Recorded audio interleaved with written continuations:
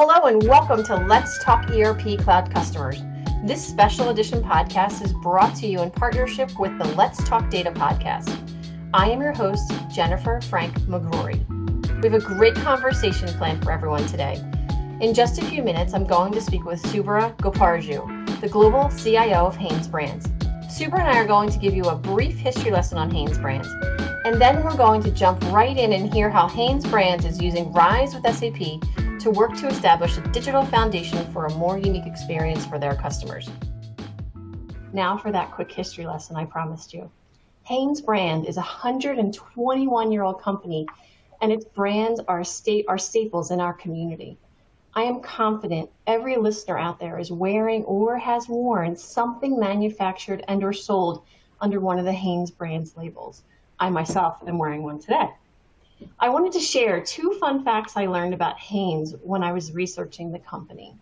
First, this champion brand that I happen to be wearing today was introduced in 1919. Can you believe it? That's a long time ago. But in 1930, a hood was added to their base product, which was the crew neck sweatshirt, in order to protect athletes and laborers from the elements. Something so simple that we wear for fashion was invented for a purpose. The next one is fun for me because it brings me back to my childhood. But in 1972, Hanes hatched what was the world's most successful brand ever called Legs. So that's spelled, for those of you who are not familiar, capital L, apostrophe, capital E-G-G-S.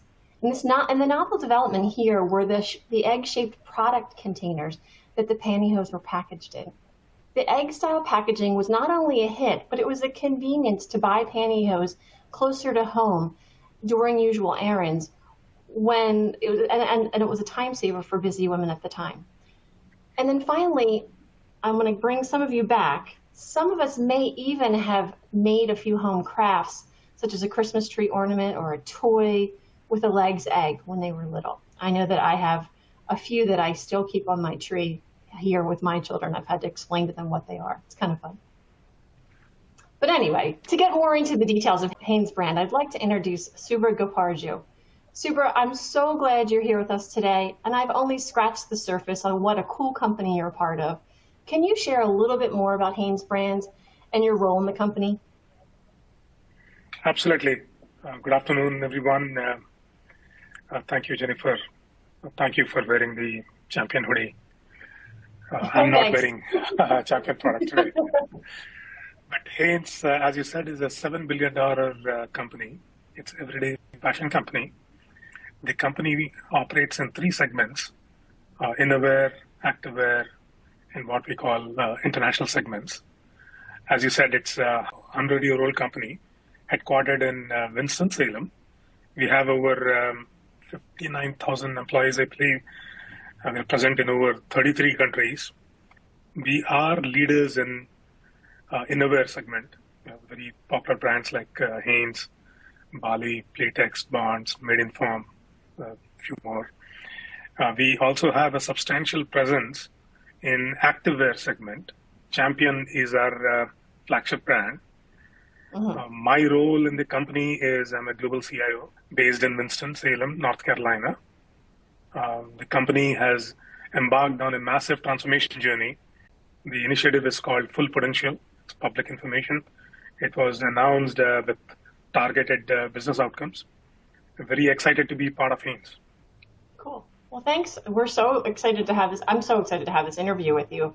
We've been talking, a little bit over the last year, so I'm glad we finally got it on the calendar. But going back to Hanes is a long-time SAP customer. I remember hearing about the SAP implementation. And as a matter of fact, I had to go back, and your first go live was in 1997. Can you tell me a little bit more about the driving facts behind your decision to transform? Sure. Hanes wanted to reposition itself into a growth company. So we want to be a consumer-centric mindset with a commitment to growth strategy. As mentioned, we announced the Full Potential initiative, so which is basically, it means that we want to grow champion brand, reignite our innerwear growth, drive towards this consumer centricity and focus on rationalizing our portfolio of brands. So we want to transform our company as part of this initiative, we chose SAP Rise. We want capabilities like end-to-end inventory visibility, whether it is wholesale, retail, or e-commerce. We want capabilities like better fulfillment experiences, whether our orders are fulfilled in a timely manner. I know with supply chain, we all, most of, and for several organizations, there was a whiplash effect. We want to have better consumer insights by enabling real-time analytics, or capabilities like seamless integration, whether it is across systems or applications, enable that frictionless consumer experience by embracing omni-channel capabilities. Omni-channels like, buy online, pick in store, ship from store, ship to store, or omni returns. And finally, better financials, ability to close books faster, visibility to our cash flow. So we net want to completely transform our business, how we are operating 25 years ago, to a modern, retail-centric, consumer-focused, hyper-digital organization, if you will. And can you get a little bit more into the data-driven organization component of what you mentioned above? Sure. So we want to transform ourselves into a data-driven organization. This function is very close to my heart. Underpinning this strategy are three broad initiatives. The first one is enterprise data management. Like most of the companies, our data is fragmented over the years. It's siloed and complex. We wanted to harmonize our data hierarchies across regions, across brands, improve our data quality. SAP Master Data Governance is our MDM tool. We also are from SAP Boards. We use SAP Boards. That's our preferred tool for all integration patterns, data integration patterns. The second initiative is real-time analytics. The data that was gathered from all these multitude sources, which is harmonized cleanse, we now want to have real-time analytics around it. So SAP Data Warehouse on Cloud, called it DWC, was enabled in this journey. We have embedded analytics. So compared to the traditional days where data is collected and you're building some dimension tables and then visualization on top, we want real-time insights. That is afforded by embedded analytics by Fiori. And there may be some use cases where it requires merging and meshing. And in that case, we use SAP SAC, which is the analytics cloud. So that's the second initiative. The third and the final one is data governance. So the data that is cleansed, that is harmonized, obviously needs to be governed. Data, as you know, is not static but fluid.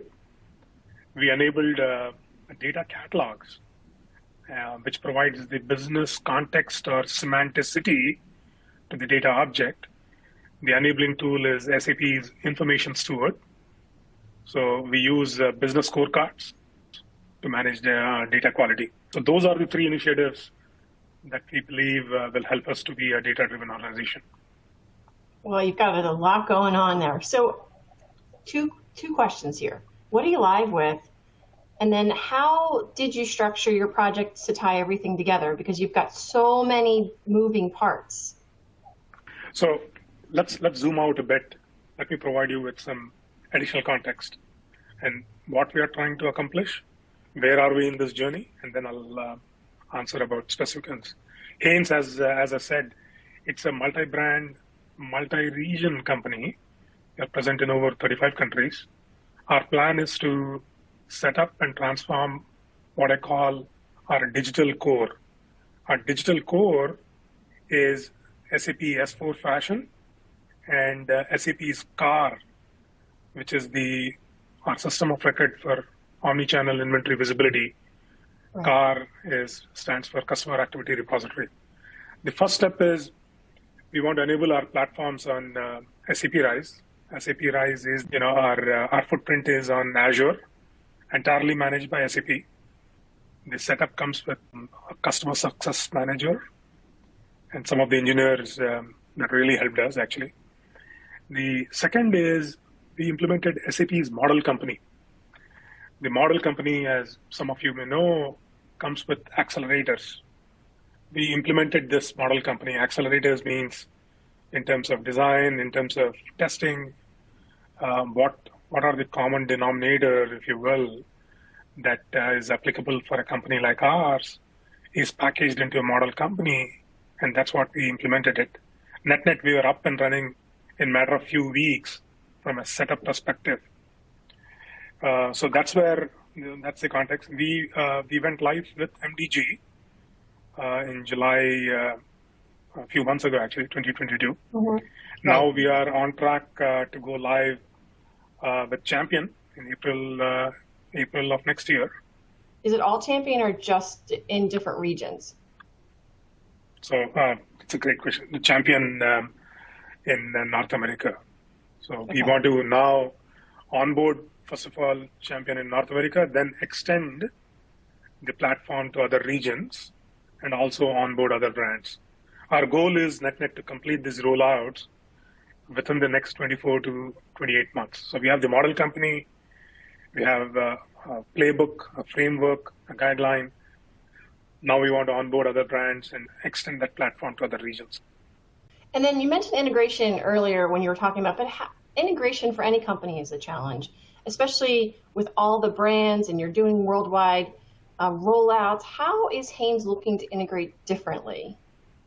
Integration is complex for any project. It's time consuming.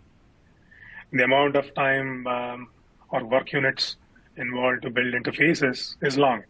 And that makes it, the timeline, complex. I call it as a long pole in the tent, right?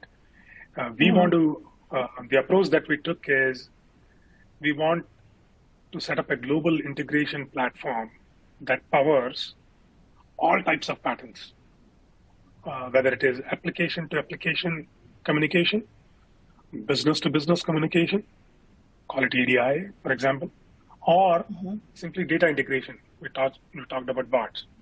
So BTP, SAP's business technology platform, is our integration, a global integration platform. The tool itself comes with a lot of accelerators, such as Integration Advisor, that was really helpful for B2B communication. Our plan is to sunset all the legacy integration platforms and accelerate all these patterns on the BTP platform. Really excited about the art of possible with SAP BTP.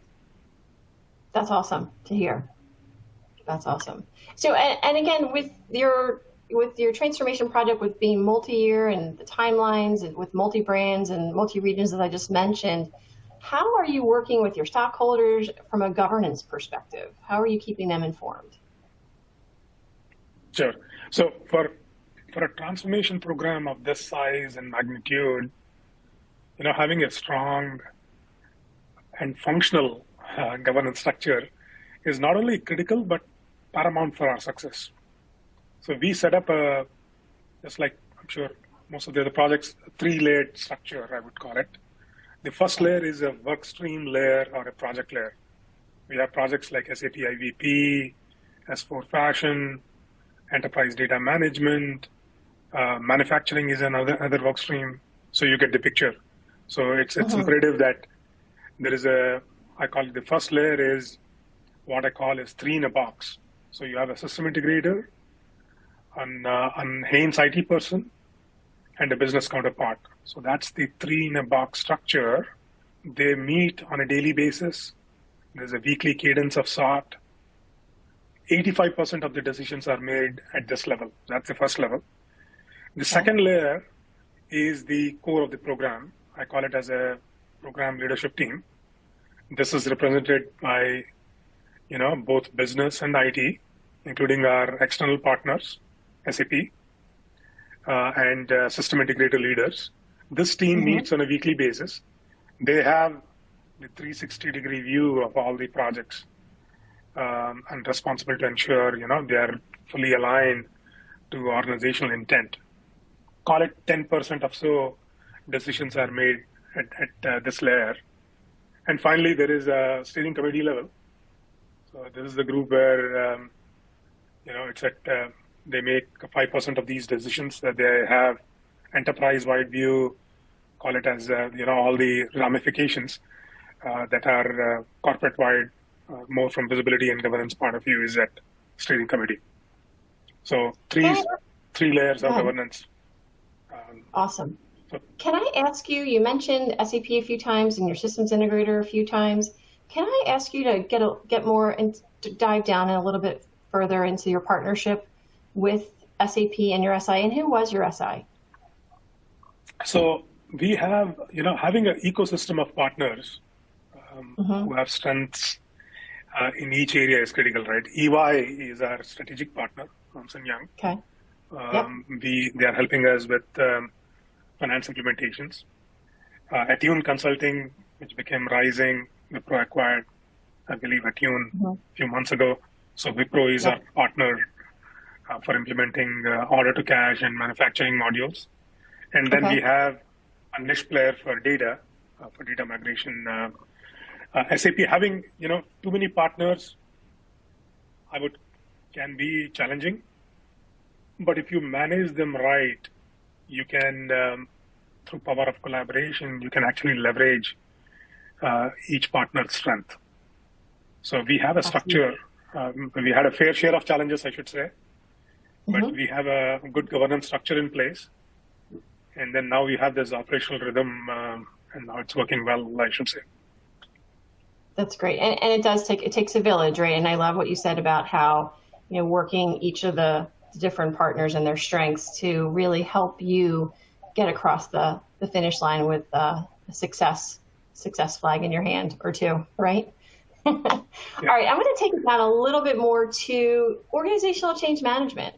You've got a lot of people that have probably been with Hanesbrands for a lot of years. And then conversely, you probably have a lot of employees and team members who are just starting out in their careers. So how are you managing organizational change management? And then again, because you've been a longtime SAP shop, how are you maintaining that knowledge base with the natural flow of people moving on to new roles, onboarding new employees, et cetera?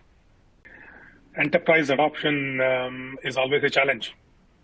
So having a good organizational change management strategy and initiatives underpinning it is the key.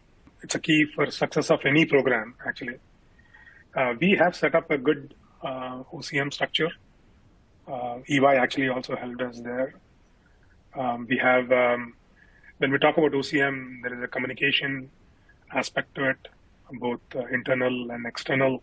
So we have aligned with corporate communication. There is also internal communication, project communication, program communication. Business process modeling to find what exactly is the business impact for each function, and creating training documents to fill the gaps, and then executing that training, whether it is key user training or end user training. And then finally, having a good support structure from a change agent and super user network is critical. SAP's Enable Now really helped us in creating training content. So it is not only a screen scraper, but it would, not sure how many of you have used Enable Now. If I'm stuck in order creation screen, the tool also shows precisely, don't give me the entire Bible, but tell me how do I get past that particular field or screen or a transaction. This tool also helped us, or the content created from this tool also is an input for our test script creation. So net, to answer your question, we have a training repository created from Enable Now. Also, the testing team utilizes that as an input for test script creation. This is a question for the ages. If you had to go through this entire thing again, if you were sitting down with a friend or a colleague, would you make the same decisions? And what would you tell your colleague or partner or friend or whoever if they're getting ready to embark on a Rise with SAP experience and a transformation at that with a company the size of yours? We're going to hold that thought right there. Join us for part 2 of the Let's Talk ERP Cloud Customers when Subra will answer this question and many more. Until next time, I am Jennifer Frank McGrory. Have a great rest of your day.